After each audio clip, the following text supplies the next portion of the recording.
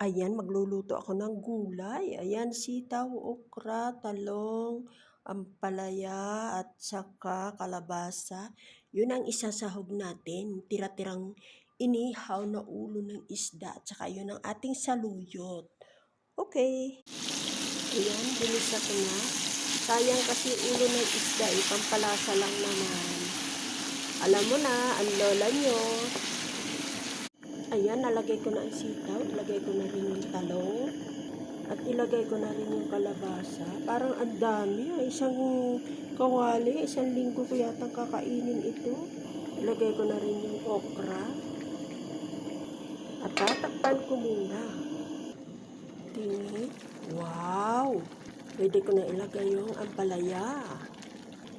At pwede ko na rin isunod yung saluyot. Yan, oh. Saka natin takpan, mamaya na natin hahaluin pag luto na.